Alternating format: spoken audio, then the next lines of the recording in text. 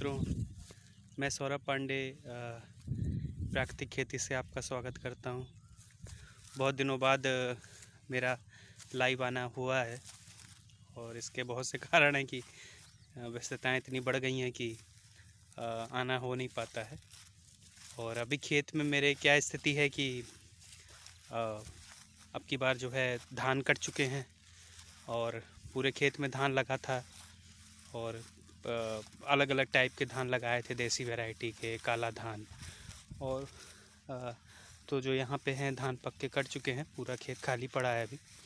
और क्या है कि अब की बार बारिश का उत्तर भारत में बहुत देरी से आना हुआ और इसका प्रभाव पड़ा है धान की फसल पे, क्योंकि धान आपको पता है कि बारिश उसमें पानी चाहिए हमेशा के लिए। और उससे क्या हुआ कि धान की फसल जो हुई वो शुरू में उसको पानी मिला नहीं, सूखा सा एकदम था। और आप भले ही सिंचाई के माध्यम से खेतों में पानी भरें, लेकिन वो उतना इफ़ेक्टिव नहीं हो सकता जितना बारिश का पानी होता है, क्योंकि नमी को खेतों के अंदर वही ज़्यादा दिनों तक मेंटेन रखता है। आप अपने खेतों में तो सिंचाई करवा लेंगे, लेकिन जो मिट्टी की जो नमी है वो कैसी बनी रहेगी, क्योंकि अगल बगल के खेत तो सारे सूखे पड़े हैं, तो उसका इफ़ेक्ट होता है काफ़ी। तो उसका प्रभाव पड़ा। हालांकि अक्टूबर के मंथ में जाके बारिश हुई है, जब बारिश की संभावना कम हो जाती है, उस समय हुई है और उसकी वजह से ठीक रहा। लेकिन प्रभाव ये होता है, प्राकृतिक कृषि में दिक्कत ये है कि खरपतवार बहुत होती है।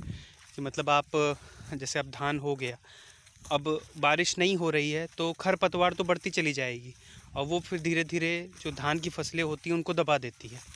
तो आपका पास जो ऑप्शन है वो बहुत कम रहते हैं, क्योंकि खरपतवार को निकालने के जो तरीके हैं वो मैनुअली ही हैं प्राकृतिक खेती में, और ज़्यादा आप कुछ उसमें कर नहीं सकते। मैनुअल की लागत भी बहुत लगती है, क्योंकि बैठ के अगर आप उसको मैनुअली कोई लोग निकालेंगे तो उनकी दिहाड़ी बहुत पड़ती है।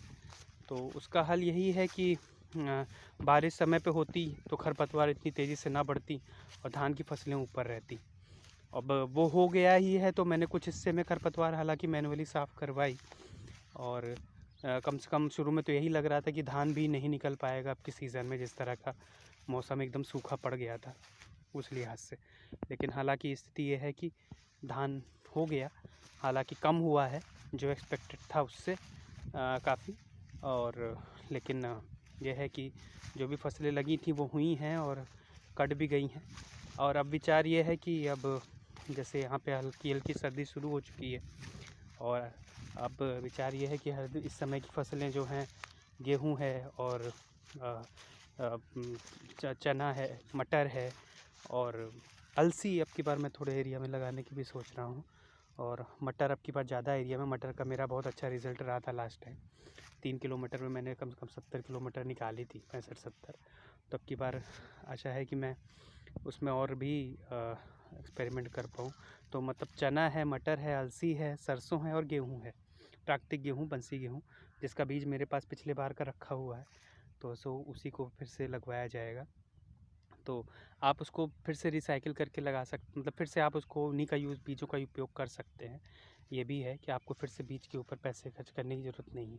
किनारे किनारे जो मैंने करौंदे के पेड़ लगाए थे वो भी मतलब हो गए हैं, उनमें भी हरी हरी पत्तियाँ मुझे दिख रही हैं। कुछ कुछ बड़े हुए हैं, कुछ कुछ फैल रहे हैं। कुछ नींबू के भी पेड़ लगाए थे, उनमें हालांकि पत्तियाँ कुछ झड़ गई हैं। देखते हैं उसमें क्या कर सकते हैं। करौंदा थोड़ा सा बड़ा हुआ है, पहले तो बहुत छोटे छोटे पेड़ थे, मुश्किल से 3-4 इंच के थे, और अभी कुछ बड़े दिख रहे हैं मुझको। तो ये स्थिति है। और बाकी घर के पास भी मैंने कुछ किया हुआ है, अभी मैं आपको दिखाता हूँ, वहाँ पहुँचता हूँ तब। मेरे साथ ऐसे ही बने रहिए और धन्यवाद।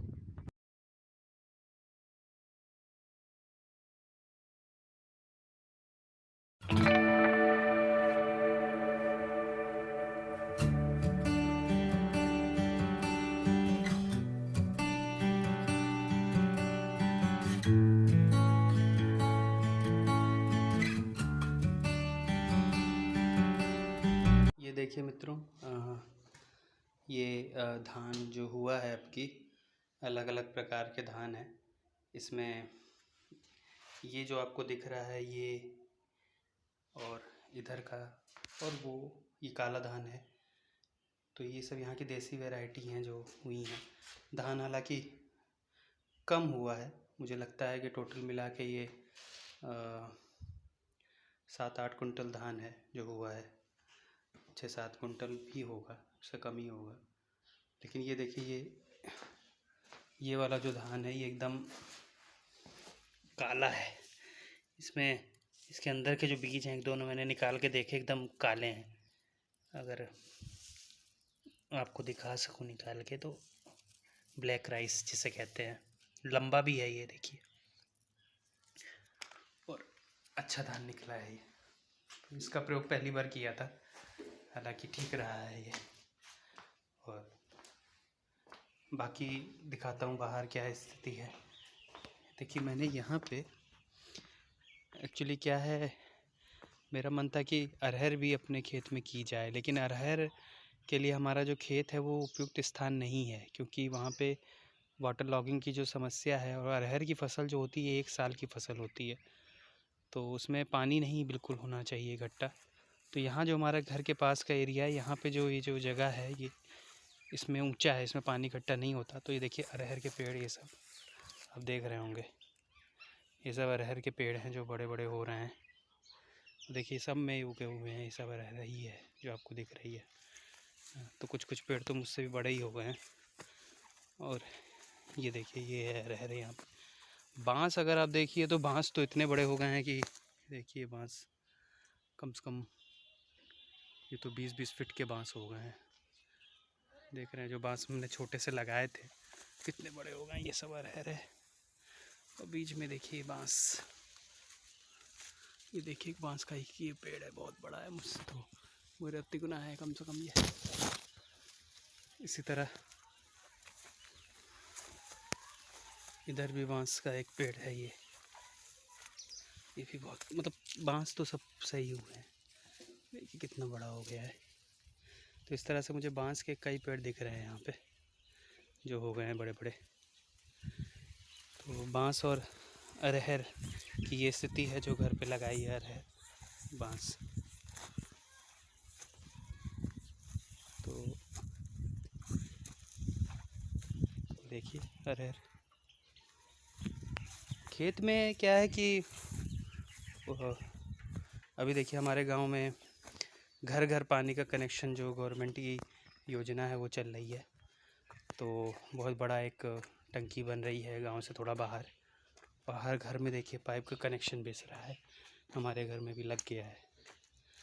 तो ये सरकार का बहुत सराहनीय काम है जो हो रहा है। और देखिए पानी का कनेक्शन का पाइप ये बिछ गया है।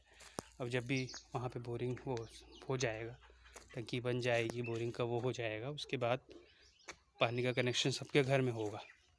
अभी तक गांव में ज़्यादातर लोग अपने घरों के बाहर हैंडपम्प ट्यूबवेल लगवाए हुए हैं।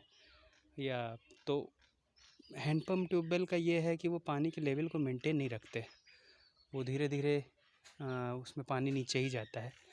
आपने जैसे समरसेबल कराया, ट्यूबवेल लगवाया ना, तो उसमें पानी का लेवल नीचे जाता है, तो पानी के लेवल को मेंटेन नहीं रखता। अब जैसे मैंने ये वहाँ पे बांस जो लगवाए हैं, बांस का एक खासियत ये भी है कि ये अपने आसपास पानी के लेवल को भी मेंटेन रखता है और ग्लोबल वार्मिंग को तो कम करता ही है। तो ये बहुत तो ये उसकी जो विशेषताएं हैं पानी के लेवल के लिए भी हैं। और हैंडपम्प जो है वो पानी के लेवल जब नीचे जाता है तो पानी आना भी बंद हो जाता है हैंडपम्प से। तो पहले के जैसे समय में जो ज़्यादातर लोग कुओं का यूज़ करते थे, कुआँ था और पोखर थे, उनका उपयोग होता था, तो उससे पानी वर्षा का भी इकट्ठा रहता था और एक पानी का लेवल भी मेंटेन रहता था। लेकिन अब गांव में भी चीज़ें बदल गई हैं, लोग काफ़ी सुविधाभोगी हो गए हैं, उनको भी आसानी से चीज़ें चाहिए, तो उसके लिए वो ऐसी विधि अपनाते हैं जो प्रकृति के अनुकूल नहीं है। तो कुछ चीज़ें उन्हें प्रकृति के अनुकूल रखनी चाहिए, हालांकि मेरा ये मानना है। जैसे कुआं वगैरह को साफ़ करके उनका उपयोग होना चाहिए। अब जैसे मेरे घर के पीछे बहुत बड़ा एक तालाब है, इन बांस के पीछे बहुत बड़ा एक तालाब है, लेकिन पूरे तालाब में समझिए आप ये यहाँ की पंचायत का तालाब के अंदर आता होगा, तो बहुत बड़ा तालाब एरिया है, लेकिन इस तालाब में पूरे में ही काई उगी हुई हैं, तो वो किसी उपयोग का नहीं है। तो इसको अगर साफ़ किया जाए तो इसमें मछली पालन उद्योग या किसी तरह का उद्योग भी डेवलप किया जा सकता है। तो साफ़ करवाया जाए प्रशासन की दृष्टि से उससे, तो वो सब अच्छे काफ़ी मतलब एफ़र्ट के काम हैं। लेकिन यहाँ पे रह के व्यक्ति भले आराम से कर सकता है। मेरा घर यहाँ से दूर पड़ता है तो ये दिक्कत होती है मुझे यहाँ पे डेली पहुँचने में तो या रेगुलर पहुँचने में। तो ये स्थिति है। लोगों को भी अपनी सोच को थोड़ा सा ठीक रखना होगा, तभी हम आगे की जनरेशन को अच्छा वो दे पाएंगे। तो धन्यवाद आपका, आप मेरे साथ बने रहे और मेरे चैनल पे लाइक करिए, सब्सक्राइब करिए, शेयर करिए ज़्यादा से ज़्यादा, ताकि लोगों के मन में जागरूकता बनी रहे और वो भी प्रकृति के अनुकूल कुछ कर पाएँ अपने जीवन में। धन्यवाद आपका, आप सभी का।